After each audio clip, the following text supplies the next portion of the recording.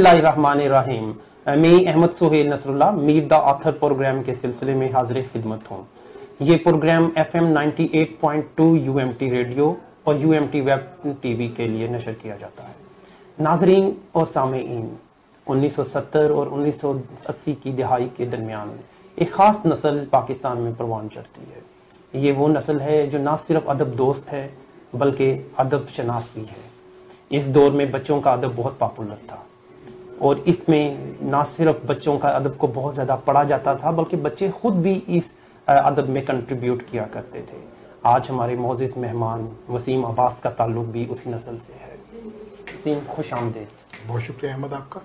वसीम, कैसे हैं आप? अल्हम्दुलिल्लाह। वसीम, आपने बचपन से ही अदब दोस्त हैं आपका ये सिलसिला कलम के साथ, किताब के साथ कब शुरू हुआ और कब मुस्तहकम हुआ?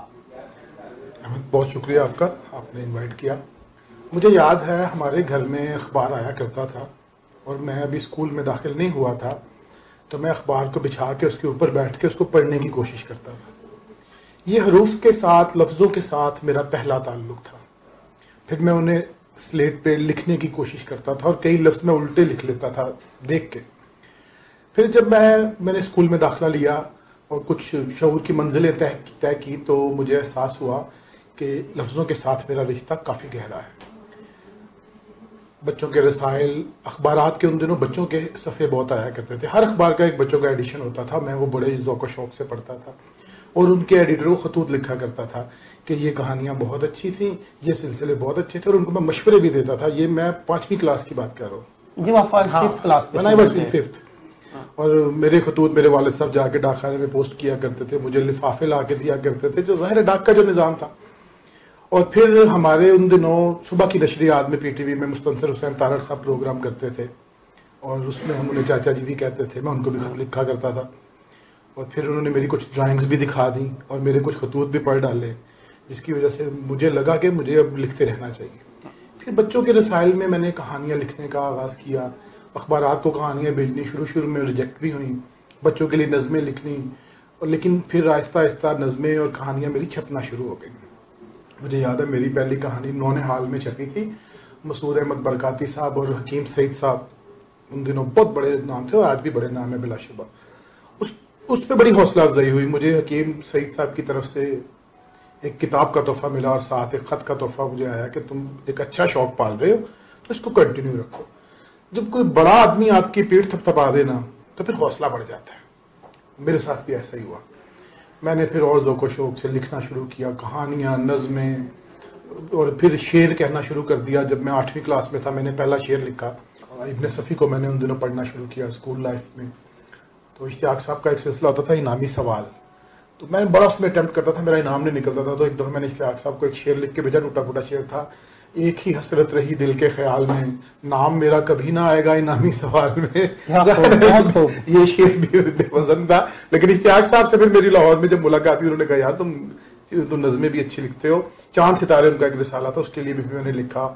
आँख मचोली, तालीम व तरबियत, बच्चों का बाग, बच्चों की दुनिया, ये मिड 70s 80s के बड़े 90s तक बड़े महानामे थे ये, और हम लोग उनमें लिखा करते थे, बड़े ज़ौक़ शौक़ से पढ़ा करते थे। ये जो हौसला अफजाई होती है ना बच्चों की, ये बहुत ज़रूरी है। अगर यहाँ पे हम जिक्र करें उस खत का जो हकीम सईद साहब ने आपको लिखा था, जब मुझे वो किताब रिसीव हुई बच्चों की कहानियों की, मकतबा हमदर्द की छपी हुई, और साथ एक ख़त जिसमें उन्होंने लिखा था कि तो मेरे नाम वो ख़त है, मेरे पास अब भी मौजूद है, कि तुमने एक अच्छा शौक़ शुरू किया है और इस शौक़ को मरने ना देना और लिखते रहा करो। अच्छा, वो ख़त मेरे लिए एक बहुत बड़ी चीज़ थी। मैं 2 रातें सो नहीं सका कि हकीम मोहम्मद सईद साहब ने मुझे एक तोहफा भेज दिया। उसके बाद फिर मैंने मज़ीद लिखना शुरू किया, लेकिन ज़्यादा लिखने के लिए, अच्छा लिखने के लिए अच्छा पढ़ना बहुत ज़रूरी है। मुतालिया ज़रूरी है, बहुत ज़रूरी है। आप अगर कहें कि मैं मुतालिया ना करूँ और मैं लिखता रहूँ तो ये मुमकिन नहीं है। मुझे बड़ा शौक था बच्चों का, कोई अखबार, कोई इवन कि मैं घर के लिए कभी रोटियां भी लेने जाता था तो जिस अखबार में वो लपेट के देता था मैं वो भी पढ़ डालता था। बहुत खूब। राह चलते कोई मुझे पेपर मिल गया, कोई किताब मिल गई पुरानी, मैंने वो खरीद लेनी है और पढ़ लेनी है। इस तरह मैंने बच्चों के अदब के तमाम नॉवेल्स पढ़ लिए। वालिद साहब मेरे अपनी जॉब के सिलसिले में मुख्तलिफ शहरों में ट्रांसफर उनकी होती रहती थी, तो मैं उनको जाके कहता था यहाँ ढूंढे लाइब्रेरी कौन सी है। वो फिर इर्द गिर्द मोहल्लों में लोगों से पूछते थे, जो उनके कस्टमर्स आते थे कि भाई यहाँ कोई लाइब्रेरी है, फिर मैं उनके साथ जाता था। वजीराबाद एक दफ़ा उनकी ट्रांसफ़र हो गई बाटा की शॉप पे, और वहाँ एक लाइब्रेरी मुझे आज भी याद है, अकबर लाइब्रेरी, और एक दुबले पतले इंसान अकबर साहब होते थे। उन्होंने मुझे बहुत सी किताबें दी पढ़ने के लिए। उन्होंने मुझे मैट्रिक तक वो अदब पढ़ा दिया जो कि शायद मैं खुद अफोर्ड भी नहीं कर सकता था। नए नॉवेल्स सारे, इश्तियाक अहमद साहब के नावल मैंने पढ़े, मज़र कलीम एम ए को पढ़ा, इब्ने सफ़ी बहुत बड़ा नाम, उनको बहुत पढ़ा, तारीखी कुतब पढ़ी। मैं 9th में था, उन्होंने मुझे शहाबनामा दे दिया पढ़ने के लिए, लो बेटा ये भी पढ़ा। ये मुश्किल किताब है, मुश्किल किताब थी लेकिन मैंने पढ़ी। और फिर हम वो साहब खुद ही जिल्दे करते थे अपनी लाइब्रेरी की किताबों को, किराए पे देते थे वो, और एक दिन का 8 आने 1 रुपया किराया आता था। वो बहुत बड़ा अदबी ज़ौक़ था उनका। अब मुझे पिछले दिनों पता चला कि वो फौत हो चुके हैं, और मेरी उनसे बड़ी अदबी गुफ्तगू होती थी। उनके पास शोरा आया करते थे वजीराबाद के, तो वो मुझे मिलाया करते थे कि ये बच्चा नज़में लिखता है, शेर लिखता है, तो इससे मिले।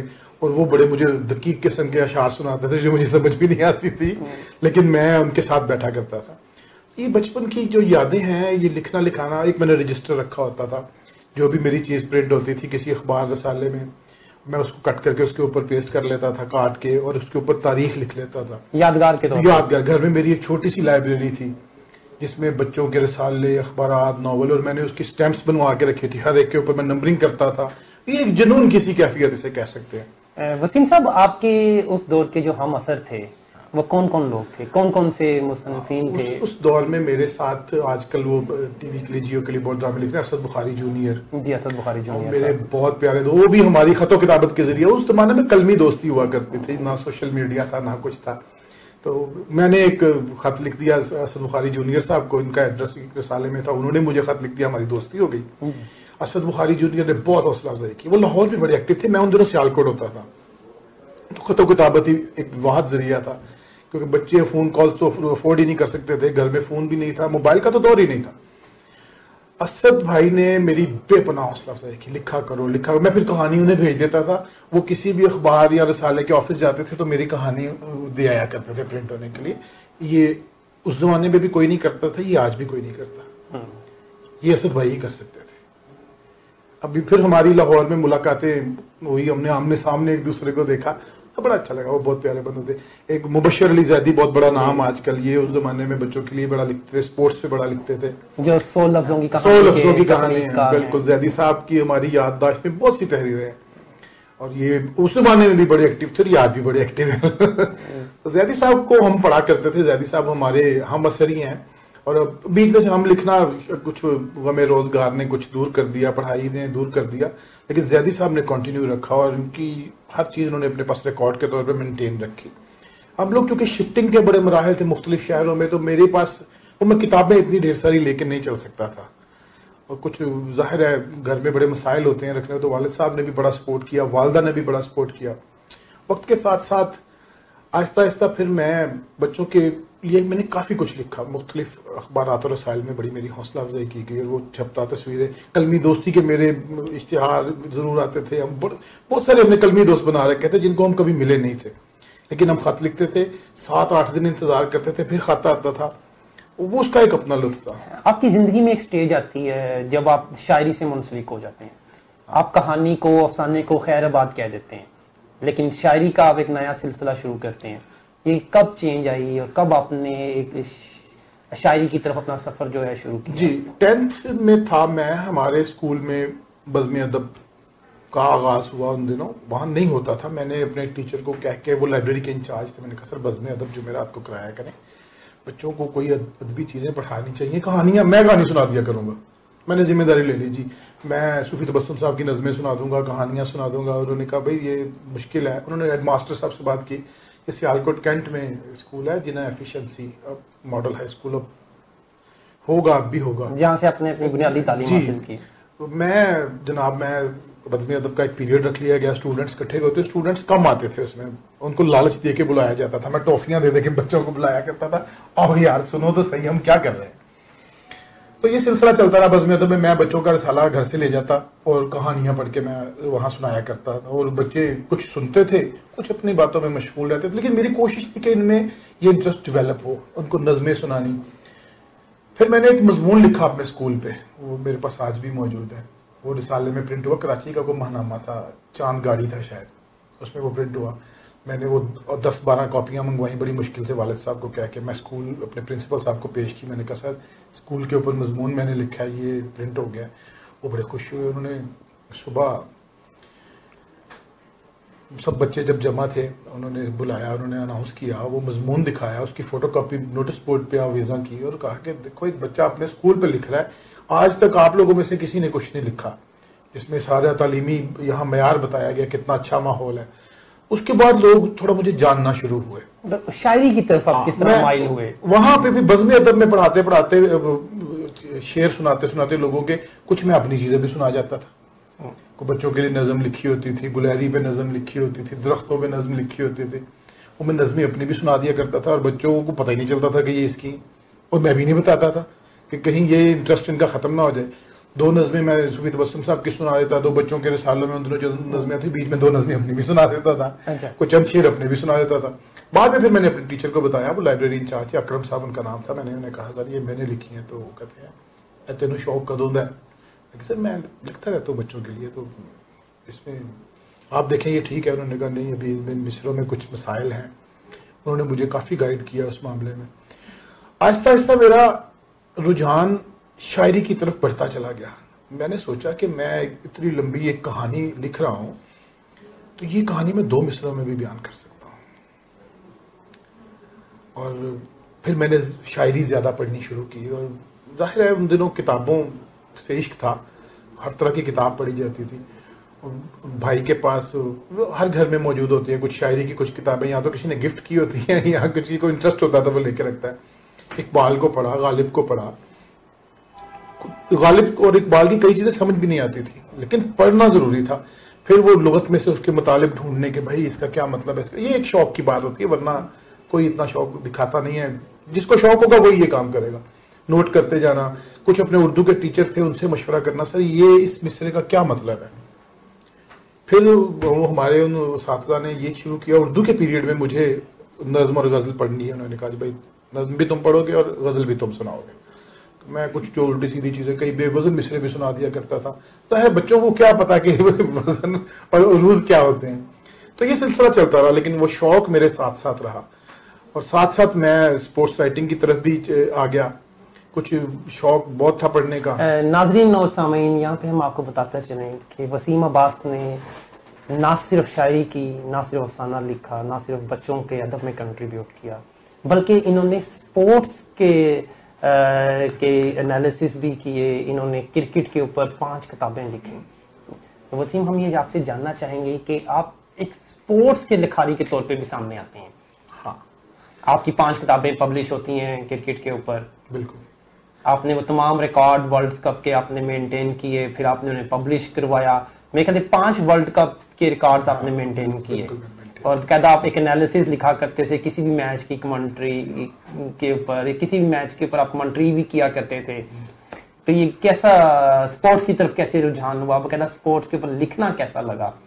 देखिए अहमद, मैंने मरे कॉलेज सियालकोट में एडमिशन लिया और हम कॉलेज की तरफ से क्रिकेट खेला करते थे, और क्रिकेट का देखने का जुनून तो ज़माने से था। कोई मैच हम मिस नहीं करते थे। टेस्ट मैचेस का एक अपना लुत्फ था उन दिनों। T20 तो होते नहीं थे, वनडे एंड टेस्ट मैचेस ही होते थे। तो ये जुनून सर चढ़ के बोलता था। इंडियन टीम आई 89 की बात है, जिना स्टेडियम सियालकोट में एक टेस्ट मैच था, और वो पूरा टेस्ट मैच मैंने स्कूल से छुट्टी करके स्टेडियम में बैठ के देखा, और आके मैंने एक रुदाद उस मैच की लिख के अपने पास रख ली।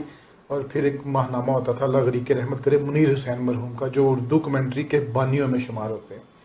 मैंने उनको भेज दिया, उन्होंने वो मेरी वो तहरीर प्रिंट की।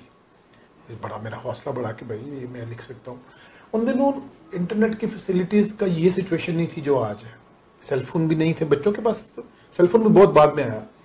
तो रिकॉर्ड अब तो एक जस्ट 1 क्लिक आप एक टैप करें और सारा रिकॉर्ड आपके सामने। मवासलात की दुनिया उस तरह नहीं थी, कुछ नहीं था, लाइब्रेरीज में था। उन दिनों क्रिकेट के जो महनामे थे वो सब कुछ समझे जाते थे। महनामा क्रिकेट, इंग्लिश और उर्दू, अखबार वतन, ये मैं रेगुलरली परचेज करता था और इनको पढ़ता था। तो काफ़ी रिकॉर्ड्स मेरे जहन में रह जाते थे। दोस्तों में यारों में जब कोई बात हो रही तो मैं रिकॉर्ड्स बता के बड़ा रोब जमाया। क्रिकेट इतनी तेज नहीं थी जितनी कि आजकल हो गई है, मैचेस में मैचेस हो रहे हैं। उन दिनों बड़ी आहिस्ता आहिस्ता फिर मैंने अखबार वतन में लिखना शुरू किया। अखबार वतन में मुनीर साहब ने बहुत हौसला अफजाई की मेरी, और मेरे काफ़ी मज़ामीन, नज़में खिलाड़ियों के ऊपर, मैचेस की रुदात, उन्होंने काफ़ी कुछ मेरा प्रिंट किया। बल्कि 95 में एक मेरा इंटरव्यू भी उन्होंने अखबार वतन के काबिल फ़ख्र राइटर्स को 8, 10, 15 उन्होंने सेलेक्ट किया, उनमें मेरा भी एक इंटरव्यू किया। उधर मैं फर्स्ट ईयर में या FA में था, तो वो मुझे बड़ी खुशी हुई कि इतने बड़े महानामे में अखबार वतन उन दिनों सबसे बड़ा महानामा शुमार किया जाता था। बहुत फैन फॉलोइंग थी और बहुत बड़ी तादाद में वो छपता भी था। तो मुझे बड़ी खुशी हुई। मेरे दोस्तों ने बड़ा मुझे अप्रिशिएट किया, भाई अखबार वतन में तेरा इंटरव्यू छपा है। उसके बाद वो सिलसिला चलता रहा, मैं वो रिकॉर्ड्स मेंटेन करता रहा। अब वो रिसाले मिलते नहीं थे कहीं से, कुछ मुझे लाइब्रेरीज में जाके करना। उन दिनों लाहौर शिफ्ट हो चुके थे 90s के बाद, वालिद साहब की जॉब के सिलसिले में। मैं लाइब्रेरीज में जाके, पंजाब पब्लिक लाइब्रेरी की मैंने मेंबरशिप ले ली, पुराने अखबारात के सेक्शन में जाके वो बड़ी फाइलें खोल के, ये भी सहूलत नहीं थी कि मैं एक तस्वीर ही खींच लूँ। वो मैं सारा अखबार देख के एक रजिस्टर मैंने रखा होता था, मैं उसमें स्कोर कार्ड नोट कर लेता था, पॉइंट्स नोट कर लेता था, रिकॉर्ड्स नोट कर लेता था, और उस हवाले से फिर काम करता रहा। 96 के वर्ल्ड कप में मेरी पहली किताब आई, जिसमें पिछले तमाम 75 से लेकर 96 तक के तमाम वर्ल्ड कप का अहवाल था और स्कोर कार्ड्स मौजूद थे, कलर तस्वीरें भी थी। ये किताब प्रिंट की मकतबा इम्तियाज उर्दू बाजार वालों ने, इम्तियाज अली साहब ने, उनका बड़ा कंट्रीब्यूशन है। उन्होंने बहुत हौसला अफजाई की। मैं वो मुसद्दा लेके बहुत सारे पब्लिशर्स के पास गया। सबने कहा जी इनू छाप के ऐसी की करना है। वर्ल्ड कप की आमद थी उन दिनों, 96 का वर्ल्ड कप जो कि इंडिया पाकिस्तान में होना था। इम्तियाज साहब ने कहा कि इसको मैं छापूंगा। उन्होंने इसको बड़े साइज में, रिसाले के साइज में इसको प्रिंट किया, और मुझे 2000 रुपये भी उन्होंने दिए रॉयल्टी की मद में, जो कि आज भी कई लोग नहीं देते। उन्होंने मुझे 2000 दिए। मैंने उस 2000 से मैंने पहला कैमरा अपना खरीदा याशिका का अपने शौक के लिए, और बड़ी खुशी हुई। वो किताब जिस दिन सुबह पे मुझे मिलनी थी, मैं और सारी रात में सो नहीं सका। किताब का जो लम्स है ना, वो उससे कीमती चीज मैं समझता हूँ कोई नहीं। जब आपकी अपनी लिखी हुई किताब आपके हाथ में, ये बात सिर्फ एक अदब शनाख्त ही जान सकता है। मैं जब उनके ऑफिस गया उर्दू बाजार में, उनका 2nd फ्लोर पे ऑफिस था, तो उन्होंने कहा वसीम साहब आपकी किताब छप गई है। उन्होंने जब किताब मेरे हाथ में दी, मैं रोने लग पड़ा। मेरा नाम ऊपर लिखा। इम्तियाज साहब ने फिर मुझे मजीद मोटिवेट किया कि तुम मजीद लिखो रिकॉर्ड बुक्स। फिर मैंने एक 100 यादगार वनडे मैचेस की किताब मैंने मुरतब की, फिर एक 50 यादगार टेस्ट मैचेस का अहवाल, स्कोर कार्ड, और मैंने वो मुरतब की। 200 अजीम क्रिकेटर्स के नाम से मेरी किताब आई। और ये बहुत ब्लॉकबस्टर गई है, बहुत ब्लॉकबस्टर किताब है, क्योंकि उन दिनों रिकॉर्ड्स एट वन प्लेस नहीं मिलते थे, उर्दू में तो मिलते ही नहीं थे। इंग्लिश के मैगजीन्स में थे, वो विजडन उन दिनों कहाँ लोग अफोर्ड कर सकते थे। तो ये सिलसिले चलते रहे, मुझे बड़ा अप्रिशिएट किया गया। 99 के वर्ल्ड कप में मेरी 5वीं किताब बहुत बड़े साइज में और कलर पेजेस के साथ, पोस्टर्स के साथ मकतबा इम्तियाज ने प्रिंट की। और ये किताब जो इंग्लैंड जाने वाली पहली फ्लाइट थी, जो मैचेस देखने के लिए जा रहे थे, उस पर तकसीम भी की गई। क्रिकेट बोर्ड ने वो किताब हमसे परचेज करके उन मुसाफिरों को जो मैचेस देखने के शौकीन थे और जा रहे थे इंग्लैंड, उनमें वो फ्री डिस्ट्रीब्यूट भी की, जिससे बड़ी हौसला अफजाई हुई। नाज़रीन और सामीन, वसीम अब्बास साहब के साथ गुफ्तगू का ये सिलसिला जारी है, लेकिन यहाँ पे अब हमें एक ब्रेक लेना है। मिलते हैं ब्रेक के बाद। अस्सलाम वालेकुम everyone, I am the dean institute of Islamic banking, shortly known as IIB, at the University of Management and Technology. Islamic banking and finance is an emerging area, and for the last few decades, there has been a growing demand for Islamic banking and finance across the globe. Realizing the need for human resource development, the University of Management and Technology took the initiative to establish the Institute of Islamic Banking a few years back. We offer Masters, MPhil and PhD programs at the Institute. The Institute is determined to produce scholars who could contribute to the society in the area of Islamic banking and finance in Pakistan as well as in other countries. We welcome you to the Institute, where you can get very conducive environment towards learning and living. Thank you.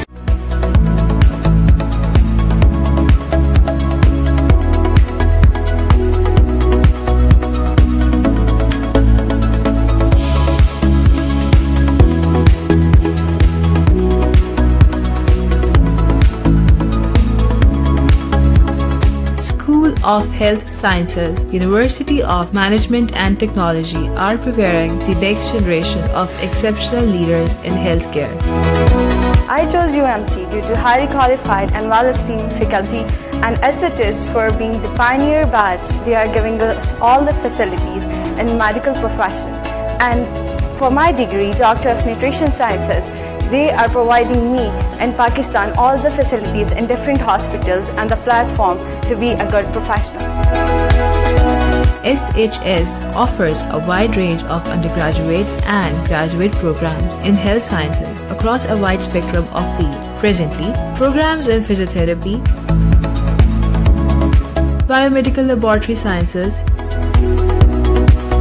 health management, public health,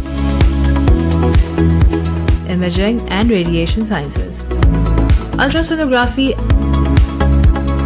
and nutrition sciences are being offered. I have chosen UMT just because of the tremendous platform, including both the recreational, educational and the better facilities they have provided to us. And my field of interest is School of Health Sciences, and I have selected the Doctor of Physical Therapy in the School of Health Sciences. School of Health Sciences aim to develop highly skilled and compassionate professionals in their chosen careers who aspire to the highest standards of professional integrity and ethics. The school now comprises of 5 different departments. We have a student body of around 800 students, and we have faculty of around 40 people. We have 6 labs, and right now we are developing a new hospital as well as a new health sciences building for our university. We use interdisciplinary approach, innovative and technology-driven teaching methodology and world-class clinical and lab facilities to provide our students an amazing learning experience. अस्सलाम वालेकुम, UMT TV के साथ मैं हूं याहिया बुखारी। आज मैं बेहद खुश हूं क्योंकि मैं मौजूद हूं UMT के कैफेटेरिया में। आइए मैं आपको दिखाता हूं कि इस कैफ़े को नए तर्ज पे रेनोवेट किया गया है। इसकी तज़ीन और आराइश का सिलसिला हाल ही में मुकम्मल हुआ है और कितनी खूबसूरती से आप देख सकते हैं कि यहाँ पे दरख्त भी मौजूद हैं, पौधे भी लगाए गए हैं, जिससे ये एक पुरफ़िज़ा माहौल का मंजर भी पेश कर रहा है। मुझे बेहद खुशी है क्योंकि मैंने लाहौर में इससे ज़्यादा बेहतरीन कैफ़े किसी भी यूनिवर्सिटी का अब तक नहीं देखा है। सफोकेशन नहीं है, घुटन नहीं है, हवा है, कूलिंग अच्छी है। इसके बारे में क्या कहना है आपका? ये एक बहुत अच्छा नया चेंज कि यहाँ पर बहुत अच्छी डेकोरेशन है और बहुत अच्छा एनवायरनमेंट भी है। ये बताइएगा कि पहले का UMT कैफ़े और आज का UMT कैफ़े सजावट के बाद, रेनोवेट होने के बाद, नया बनने के बाद कैसा लग रहा है आपको? It's wonderful. I think UMT is passing through its transition state, and we observed in the past few months many changes, and this change was the best one, top one, because this was the need of the time. The students are increasing day by day, and there was rush in the cafeteria, and not only the interior is outstanding, but the sitting plan is perfect. बताइएगा कि UMT cafe के बारे में आपके क्या ख्यालात हैं कि नया बना है, इतना अच्छा इंतज़ाम है, क्या कहेंगी आप?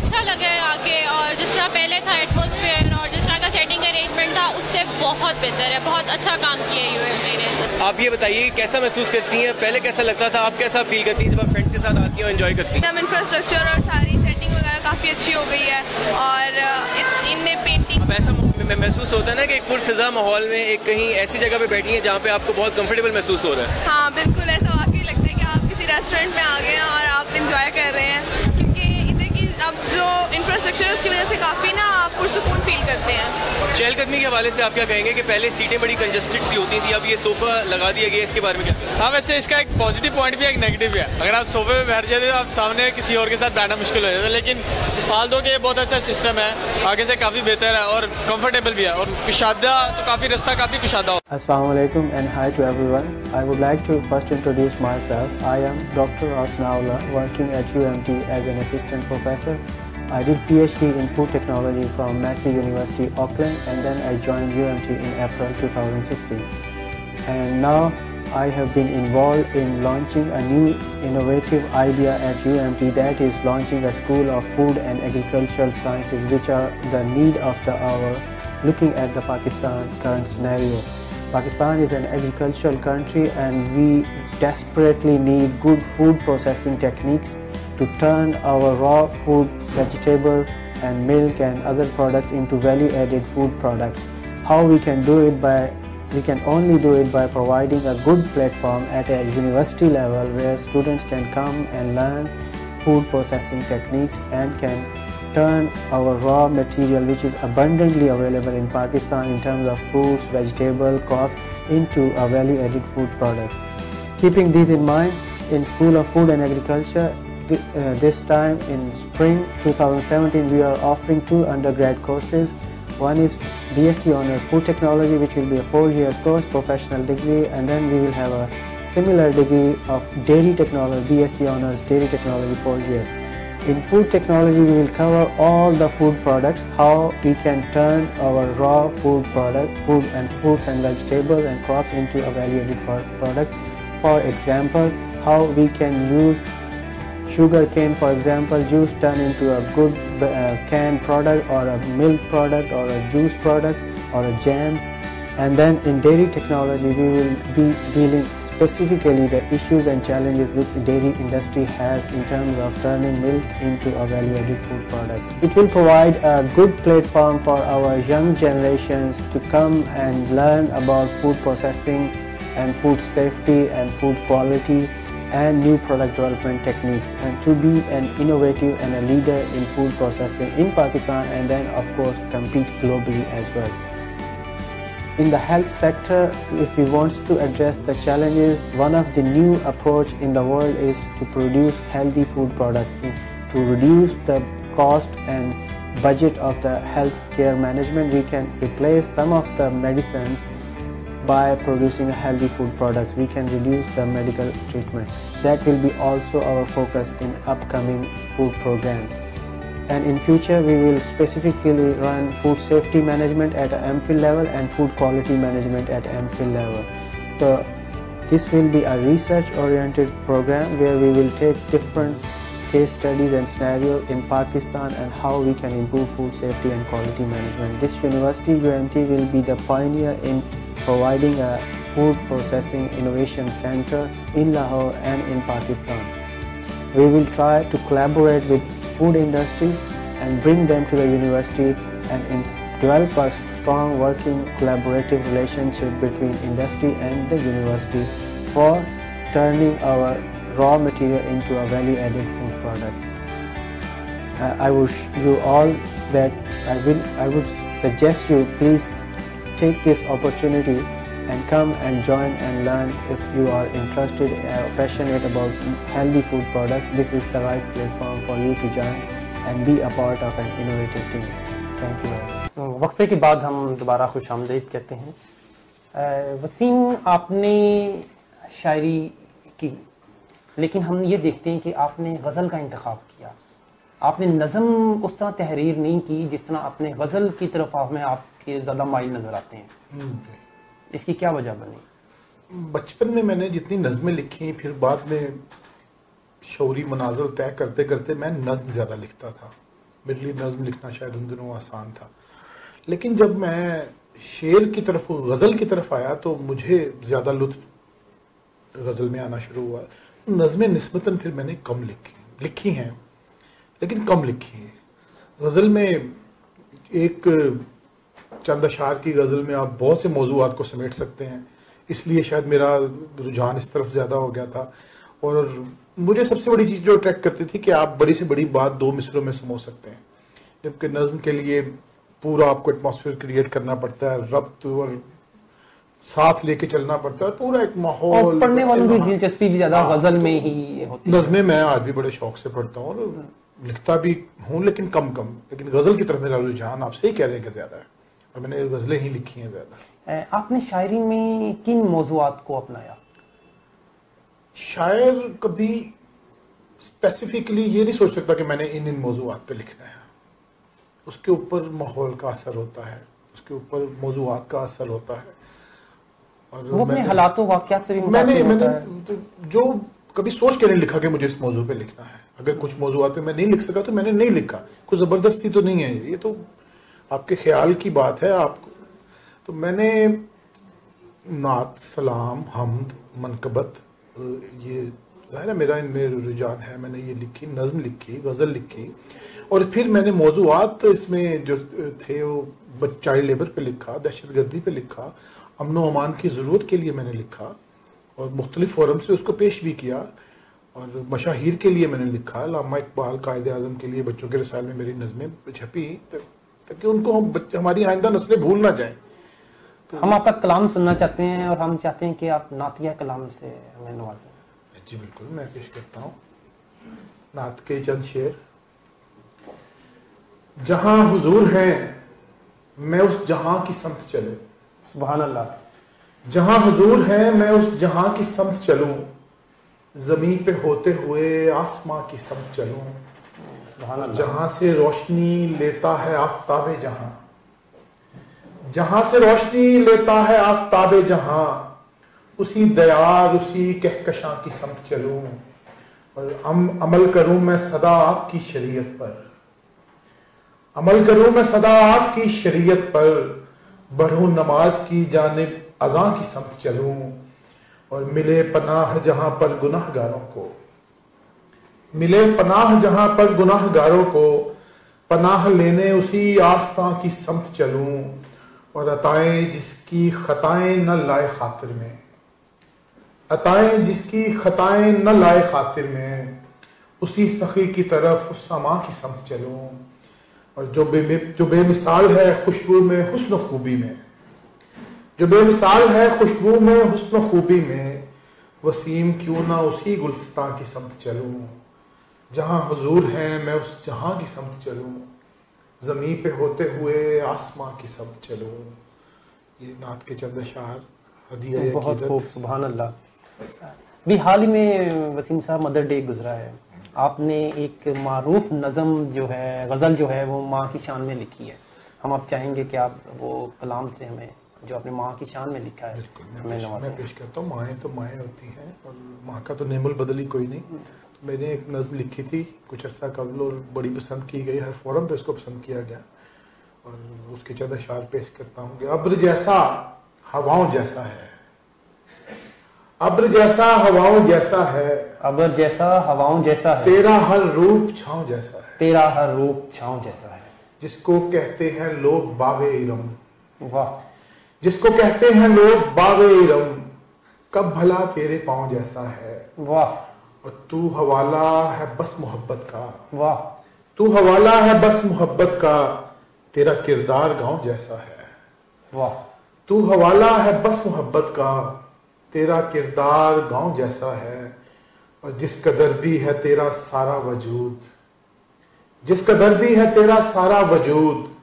रहमतों की रिदाओं जैसा है, वाह, और रिश्ते नाते हैं जिस कदर भी वसीम, रिश्ते नाते हैं जिस कदर भी वसीम, वाह, कब भला कोई माओ जैसा है। बहुत खूब, बहुत खूब। रिश्ते नाते हैं जिस कदर भी वसीम, कब भला कोई माओ जैसा है, अब्र जैसा हवाओं जैसा है, वाह, तेरा हर रूप छाँव जैसा, तेरा हर रूप छाँव जैसा है। माँ का हर रूप ही छाँव जैसा है। माँ का बिल्कुल बजा फरमाया आपने। वसीम, हम आपसे जानना चाहेंगे कि आपने गज़लें बहुत तहरीर की, आपकी एक किताब भी मंजर आम पे आ चुकी है जी जी, और 2011 में पब्लिश हुई, और उसकी खास एक मारूफ जो है एक गज़ल है, हम चाहते हैं कि आप हमें उस गज़ल से नवाजें। जी, मैं गज़ल से पहले 4 मिसरे ज़रूर पेश करना चाहूँगा।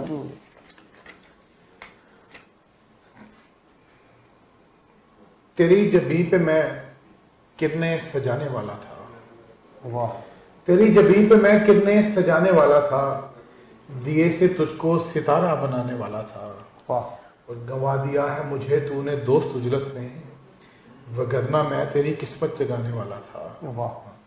इसके बाद मैं गज़ल पेश करता हूँ, और अहमद साहब आपके नज़र वो सारे शेर। नाज़रीन व सामीन, वसीम अब्बास साहब हमारे साथ हैं। अब ये जो गज़ल पेश करेंगे ये इनकी एक मारूफ गज़ल है जो लाहौर के अदब में इनकी पहचान के तौर पे जानी जाती है।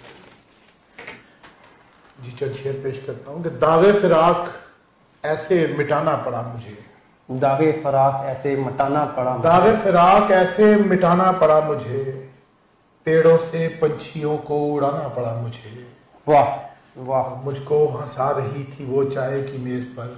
वाह। मुझको हंसा रही थी वो चाय की मेज पर। वाह। उसको सुना के शेर रुलाना पड़ा मुझे। वाह वाह। और जिस जामिया में जाके वो उर्दू पढ़ाती है। जिस जामिया में जाके वो उर्दू पढ़ाती है। जिस जामिया में जाके वो उर्दू पढ़ाती है, पढ़ने मुशायरा वहीं जाना पड़ा मुझे। वाह बहुत खूब। जिस जामिया में जाके वो उर्दू पढ़ाती है, पढ़ने मुशायरा वहीं जाना पड़ा मुझे। वाह। इजहार कर सका ना जो कॉलेज में मैं कभी। इजहार कर सका ना जो कॉलेज में मैं कभी। इजहार कर सका ना जो कॉलेज में मैं कभी, शेरों की शक्ल में वो सुनाना पड़ा मुझे। वाह वाह। और होना पड़ा है ऐसा कि ऐसा नहीं था मैं। वाह। होना पड़ा है ऐसा कि ऐसा नहीं था मैं, उंगली पे इस जहां को नचाना पड़ा मुझे। वाह बहुत खूब। और ठहरा हुआ था हब्स बड़ी देर से यहाँ। ठहरा हुआ था हब्स बड़ी देर से यहाँ, आंचल तेरा फजा में उड़ाना पड़ा मुझे। वाह। और हर जख्म मुंदमिल को मुझे छीलना पड़ा। वाह। खुद को कुछ इस तरह भी रुलाना पड़ा मुझे। बहुत खूब वसीम अब्बास साहब, बहुत खूब। अब हम आपसे दूसरी गजल सुनना चाहेंगे जो भी हाल ही में आपने एक बहुत बड़ी मुशायरे में पेश की है। मैं वो पेश करता हूँ कि मोनाल शाम है और चाय की प्याली है। मोनाल शाम है और चाय की प्याली है, ये इंतजार की दुनिया भी क्या निराली है। ये इंतजार की दुनिया भी क्या निराली है, खूब कहा आपने। मैं अपना खोया मुकद्दर कहाँ तलाश करूं। मैं अपना खोया मुकद्दर कहाँ तलाश करूं, फलक भी मेरी हथेली की तरह खाली है। वाह। और ये कैसी घंटियां बजती हैं दिल के मंदिर में। वाह। ये कैसी घंटियां बजती हैं दिल के मंदिर में, किसी पहाड़ से देवी उतरने वाली है। वाह। किसी पहाड़ से देवी उतरने वाली है। और तेरी तलब में गिरानी के इस जमाने में, तेरी तलब में गिरानी के इस जमाने में, ये कोई कम तो नहीं नौकरी गंवाली है। वाह वाह। और खड़ा हूँ कल से मैं लाहौर के स्टेशन पर। वाह। खड़ा हूँ कल से मैं लाहौर के स्टेशन पर, इस आस पर के तेरी रेल आने वाली है। वाह बहुत खूब। खड़ा हूँ कल से मैं लाहौर के स्टेशन पर, इस आस पर के तेरी रेल आने वाली है। अजीज रखा हमेशा तुम्हारा गम मैंने। अजीज रखा हमेशा तुम्हारा गम मैंने, तुम्हारी याद भी बच्चों की तरह पाली है। वाह वाह। बहुत शुक्रिया। और लिखे थे जिसमें वो अशार मीर के तुमने। वाह। लिखे थे जिसमें वो अशार मीर के तुमने। वाह। तुम्हारे बैग से वो डायरी चुरा ली है। वाह। लिखे थे जिसमें वो अशार मीर के तुमने, तुम्हारे बैग से वो डायरी चुरा ली है। जरे जमाना से हटकर जमीन से टूटी हुई। वाह। जरे जमाना से हटकर जमीन से टूटी हुई, तेरे वसीम ने चूड़ी तेरी उठा ली है। वाह। तुम्हारी याद है और चाय की प्याली है। वाह वाह। ये इंतजार की दुनिया भी क्या निराली है। नाज़रीन और सामीन, एक अदीब हमेशा अपने हालातों वाक़ अपने सामने होने वाले हालातों वाक़यात से मुतासिर होता है। गुफ्तगू का ये सिलसिला वसीम अब्बास साहब के साथ जारी है। मिलते हैं एक ब्रेक के बाद।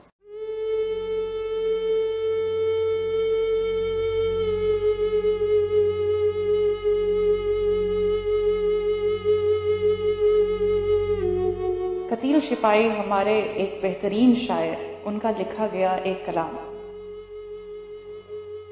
वो शख्स के मैं जिससे मोहब्बत नहीं करता, हंसता है मुझे देख के नफरत नहीं करता। वो शख्स के मैं जिससे मोहब्बत नहीं करता, हंसता है मुझे देख के नफरत नहीं करता। घर वालों को गफलत पे सभी कोस रहे हैं, चोरों को मगर कोई मलामत नहीं करता। देते हैं उजाले मेरे सजदों की गवाही, मैं छुप के अंधेरों में इबादत नहीं करता। भूला नहीं हूँ आज भी आदाबे जवानी, भूला नहीं हूँ आज भी आदाबे जवानी, मैं आज भी औरों को नसीहत नहीं करता। और क्या ही खूबसूरत बात कह डाली कतील शिपाई ने कि दुनिया में कतील उससा मुनाफिक नहीं कोई, दुनिया में कतीलुस्सा मुनाफिक नहीं कोई, जो जुल्म तो सहता है बगावत नहीं करता। The School of System and Technology at UMT aims to generate a continuous stream of new scientific and technical knowledge that transfer to the young talented men and women into the leaders of futuristic technology organization. In order to fulfill its mission, the school strives to create a culture that attracts, develops and retains the best available scientific and technical minds. Why UMT? UMT is providing the best environment to its students as well as far as the security is concerned, and if you have gone to teachers are also very good here, and if one should seek that why you have to select CS for this university, then CS is providing the best opportunity to the students that are going into the market, and they are being selected into the various markets in the commercial sector and into the leading software houses. असातिज़ा और students की तादाद जो है UMT का सबसे बड़ा school है। यहाँ पे हमारे पास करंटली तकरीबन 3000 स्टूडेंट्स हैं, जिसमें कोई 2700 के करीब अंडर ग्रेजुएट और बाकी पोस्ट ग्रेजुएट स्टूडेंट्स हैं, जिसमें PhD स्टूडेंट्स भी हैं। और हमारे पास 100 के करीब फैकल्टी हैं, जिसमें 15 से 20 के करीब PhD फैकल्टी मेंबर्स हैं। हमारे बच्चे माशाल्लाह बड़े वाइब्रेंट हैं, और दूसरी यूनिवर्सिटीज़ में कंपटीशंस होते हैं, टेक्निकल कंपटीशंस कंप्यूटर साइंसेस के हवाले से या दूसरे इंजीनियरिंग के हवाले से, they have participated. School of System and Technology encourages faculty members and students to undertake research, development and engage in collaborative work with industry. This provides them insight into the real world problems, and they strive to find out pragmatic solutions for industry. Why UMT? UMT offers us the best teachers at really affordable price. They're not just the teachers, they're the mentors. They help us develop our practical skills as well as life in general. Why CS? CS is one of the emerging field in which we can discover a lot. So there's a lot of work to do in that. The Computer Science Department's objective is to discover, preserve and disseminate knowledge and produce technology leaders through creative work. The school aims to produce quality human resources that plays an important role in technological advancement and sustainable growth of the society. Our faculty, students and staff endeavor to achieve these objectives with responsibility and fidelity. Fall 2016 से हमारे यहाँ एक नया undergraduate program bachelor of computer system engineering शुरू किया जा रहा है। स्कूल में आएँ, देखें, असातिज़ा से मिलें, उनसे बात करें और उनकी एक्सपर्टीज़ के बारे में मालूमात लें, और I would like to welcome them to see other, और इंशाल्लाह they will like to join us. The school renders a great learning experience to its students through highly qualified and supportive faculty. The school has a student counseling system to further enhance the knowledge transfer. एक गजल पेश खिदमत है। सहने गुलशन में था एक शोर बबा, सहने गुलशन में था एक शोर बबा, फूल खुशबू की ज़बां बोलते हैं, फूल खुशबू की ज़बां बोलते हैं। एक परिंदे ने बताया मुझे जाते जाते, एक परिंदे ने बताया मुझे जाते जाते, पहले हम खुद में सिमटते हैं तो पर खोलते हैं। दस्तकें अब तो हवा की नहीं चौंकाती मुझे, दस्तकें अब तो हवा की नहीं चौंकाती मुझे, घर की वीरानी से तन्हाई से दर बोलते हैं। यूं दिया करते हैं हम तल्ख नवाई का जवाब, यूं दिया करते हैं हम तल्ख नवाई का जवाब, अपने लहजे में ज़रा और भी रस घोलते हैं। मालो ज़र को न कभी जाना नजाबत की सनद, मालो ज़र को न कभी जाना नजाबत की सनद, हम तो इंसान को किरदार में ही तोलते।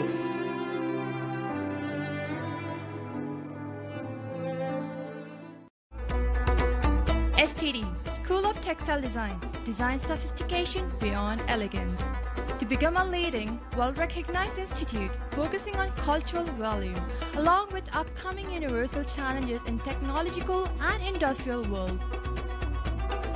Fashion is a great field, especially for a woman, for a better future as compared to males. जैसे engineering हो सकती है, वैसे I believe fashion में for female ज़्यादा scope है. Why UMT? Why not UMT? अच्छे teachers हैं, facilities हमें दी हुई हैं. That same as STD is one of the older departments of this university. So why not STD?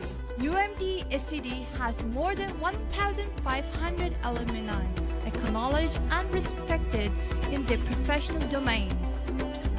School of Textile and Design of University of Management and Technology is one of the oldest school.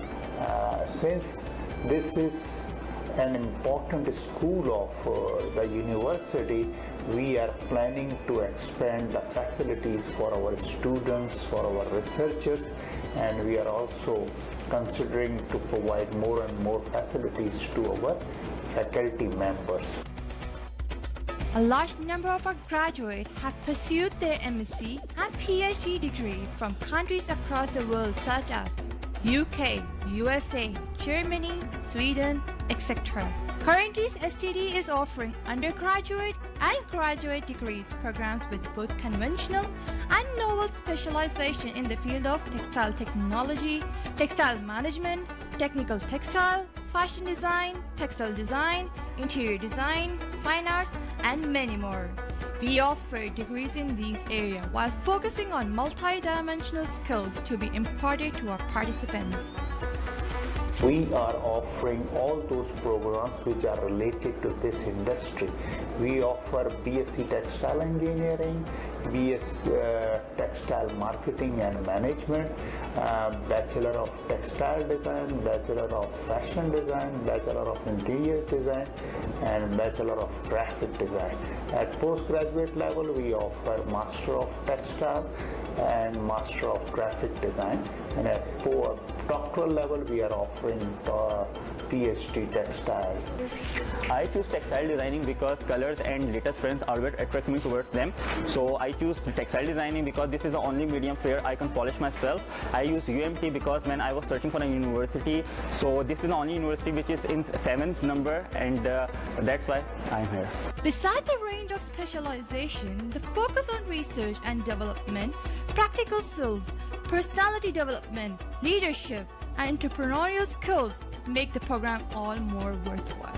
STD is a privilege to have many faculty members from leading institutions of Pakistan pursuing their MS and PhD degrees in textile. Thanks to the staff and the management, they have given me so much love that I've learned so many things.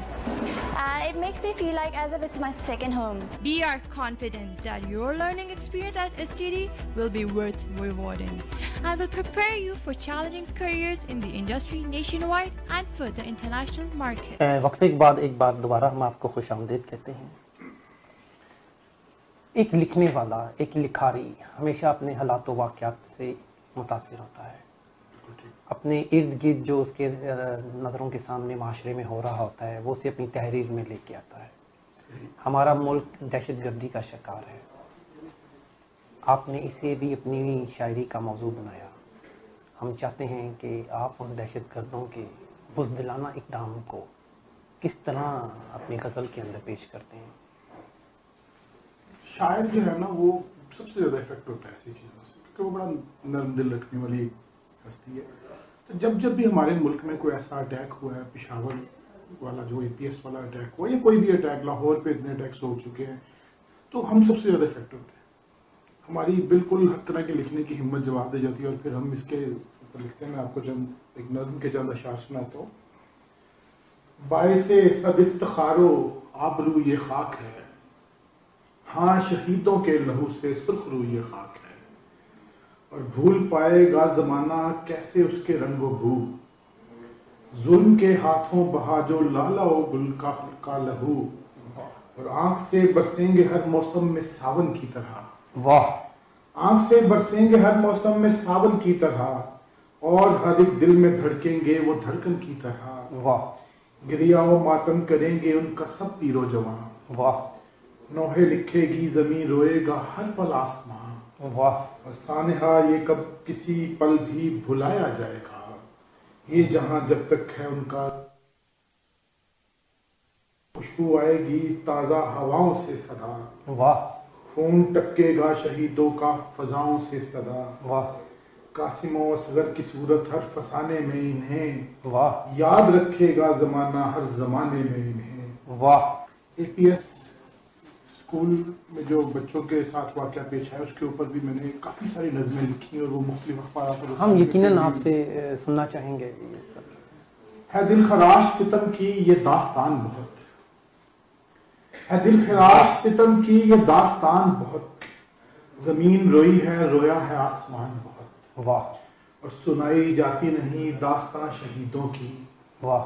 मगर ये रीत रही है सदा यजीदों की। वाह। ये इक़्तिदार के तालिब ये मालो जर के हरीस। वाह। हमेशा जान ये लेते रहे हैं बच्चों की।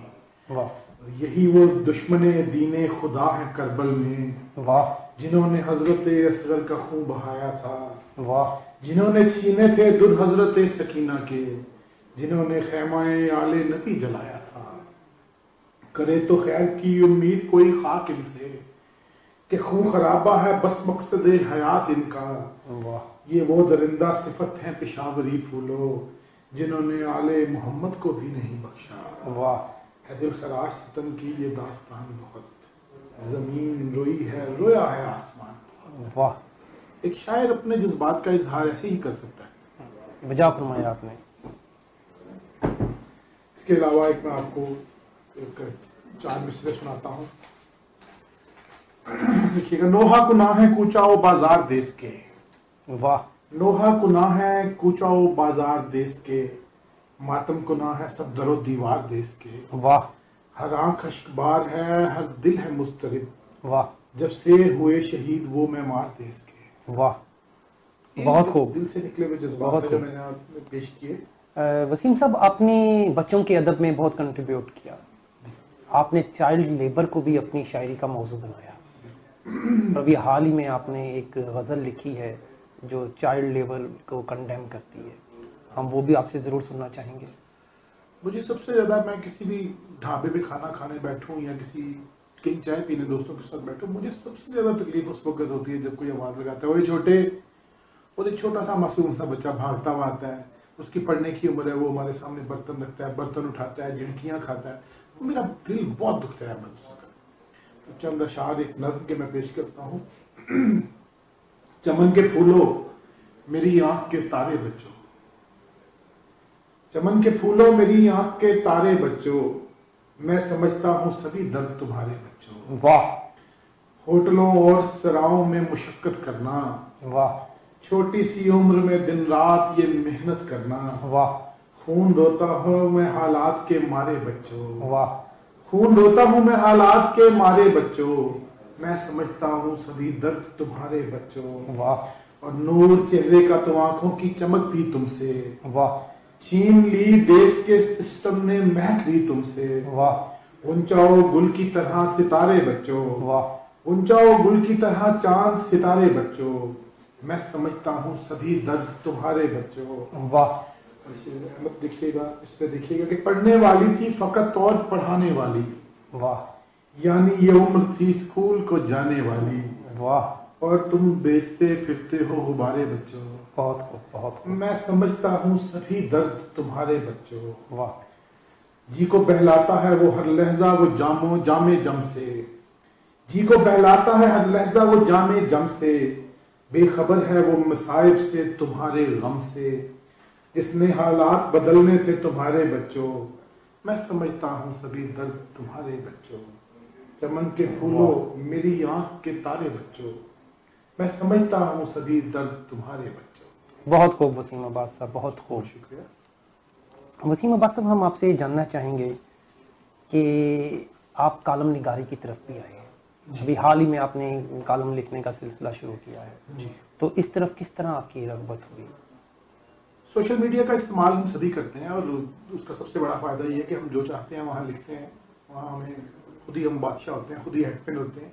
तो मैं जब भी कोई किसी अदबी तकरीब की रुदाद या दोस्तों के साथ किसी मुशायरे का, किसी के बारे में भी कुछ तस्वीर वगैरह पोस्ट करता, तो साथ में चंद जुमले जरूर लिखता, क्योंकि लिखने की एक आपको पता है पुरानी बीमारी है, तो वो तो खत्म नहीं हो सकती। तो यही सिलसिले जारी रहे और मैं लिखता रहा। फेसबुक पे मेरी हर एल्बम के साथ डिस्क्रिप्शन मौजूद होती थी, तो मैं वो डिस्क्रिप्शन कोशिश करता था कि लोगों को पसंद भी आए। तो फिर मुख्तलिफ अखबारात ने मुझसे रब्ता किया कि आप हमारे लिए कॉलम भी लिखा करें, और मैंने अभी हाल ही में रोज़नामा दिन के लिए कॉलम निगारी का आगाज़ भी किया और मेरे कॉलम्स प्रिंट होने भी शुरू हुए। तो ना कोई सिफारिश है, लफ्जी सिफारिश है, लफ्जी की वजह से हम आगे आते हैं, तो यही सबसे बड़ी बात है। वैसे तो एक सवाल हमेशा किसी भी शायर के लिए बहुत मुश्किल होता है कि उसे पूछा जाए कि उसकी पसंदीदा गज़लें, नज़में कौन सी हैं, लेकिन हम ये ज़रूर जानना चाहेंगे कि आपकी पसंदीदा नज़में और गज़लें कौन सी हैं, और अगर आप हमें उनमें से कुछ सुना सकें। एक गज़ल पेश करता हूँ, उम्मीद है आपको पसंद आएगी। अहमद जी। आंखों में अश्क रखना है, चेहरा भी तर मुझे। वाह, बहुत खूब। आंखों में अश्क रखना है, चेहरा भी तर मुझे, तेरे गमों ने इतना किया मोतबर मुझे। तेरे गमों ने इतना किया मोतबर मुझे। मैं तेरे इंतजार की उस इंतहा पे हूँ। वाह। मैं तेरे इंतजार की उस इंतहा पे हूँ, दुनिया समझ रही है तेरी रहगुज़र मुझे। वाह। और जब से मिटाए सहन से नक्शे कदम तेरे। वाह। जब से मिटाए सहन से नक्शे कदम तेरे, दुश्मन की तरह देखता है अपना घर मुझे। वाह। और चलती हुई ट्रेन की जंजीर खींच दी। चलती हुई ट्रेन की जंजीर खींच दी। चलती हुई ट्रेन की जंजीर खींच दी। वाह। आंचल तेरा कपास में आया नजर मुझे। वाह। और एक और गजल में पेश करता जी हूं। जरूर। ये दिल नायाब है मिलता नहीं है। ये दिल नायाब है मिलता ये दिल नायाब है मिलता नहीं है, ये तेरे कान का झुमका नहीं है। वाह वाह। और बचा लूं दे के सर दस्तार अपनी। वाह। बचा लूं दे के सर दस्तार अपनी, ये सौदा इस कदर महंगा नहीं। जी मुकर्रर मुकर्रर। बचा लूं दे के सर दस्तार अपनी। वाह। ये सौदा इस कदर महंगा नहीं है। वाह। मुझे वाइना कहता है हर पल, तेरा चेहरा नहीं है। वाह वाह। मुझे वाइना कहता है हर पल, तेरा चेहरा नहीं है। और किसी ने बेसमर पेड़ों पे शायद, किसी ने बेसमर पेड़ों पे शायद, वाह, कभी पत्थर कोई फेंका नहीं है। वाह वाह। किसी ने बेसमर पेड़ों पे शायद कभी पत्थर कोई फेंका नहीं है। तुझे खोया है जब से फूल कोई, तुझे खोया है जब से फूल कोई, मेरे कॉलर पे अब जचता नहीं है। वाह वाह। तुझे खोया है जब से फूल कोई, मेरे कॉलर पे अब जचता नहीं है। और वसीम उस शख्स से क्या बात करनी। वाह वाह। वसीम उस शख्स से क्या बात करनी, जो दिल की बात भी सुनता नहीं है। वाह वाह। ये दिल नायाब है मिलता नहीं है। वाह।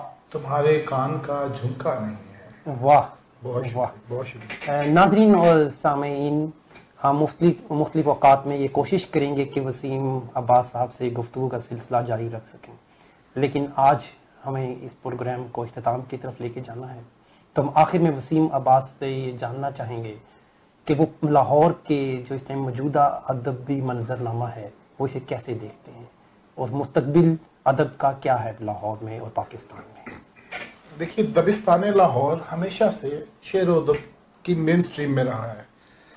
दूसरे शहरों से जितने भी अहबाब आते हैं वो जब देखते हैं कि लाहौर में इतनी तकरीबात होती हैं तो वो कहते हैं यार तुम लोग बहुत खुशकिस्मत हो कि लाहौर में मौजूद हो, जहाँ आए रोज कोई ना कोई तकरीब हो रही होती है। तो मुस्तकबिल शेर व अदब का लाहौर में और पाकिस्तान में बहुत रोशन इम्कानात, बहुत वसी इम्कानात है, क्योंकि यहाँ पे बहुत से अहबाब जो शेर व अदब से जुड़े हुए हैं वो मौसम नहीं देखते, वक्त नहीं देखते, जैसे उनको इन्वाइट किया जाता है वो तकरीबात में पहुंचते हैं, अपना कंट्रीब्यूशन देते हैं। ये बहुत बड़ी बात होती है और इससे आप अंदाजा लगा लें कि हम लोग कितने मोटिवेट हो चुके हैं कि हमने शेर व अदब के साथ जुड़े रहना है। कम से कम ये लोग किसी का नुकसान तो नहीं करते, किसी को जान से तो नहीं मारते। बहुत खूब, बहुत बुजा फरमाया, खिदमत ही कर रहे हैं। वसीम साहब, हम आपके बहुत मशकूर हैं कि आपने आज हमारे लिए टाइम निकाला, और हम उम्मीद करते हैं कि आपको हमारा प्रोग्राम ज़रूर पसंद आएगा। बहुत शुक्रिया, मैं शुक्रगुजार हूँ अहमद सोहेल भाई आपका और UMT वेब टीवी का, जिन्होंने मुझे इनवाइट किया। और बहुत बड़ी बात होती है बिना सिफारिश के किसी को बुला लेना और उससे उसका कलाम भी सुनना और उसके बारे में जानना। मैं दिल से शुक्रिया अदा करता हूँ आप सबका, बहुत शुक्रिया। नाजरीन और सामीन, हम ये उम्मीद आपसे भी रखते हैं कि आपको आज हमारा आज का प्रोग्राम पसंद आया होगा। इंशाल्लाह मिलते हैं नए प्रोग्राम में।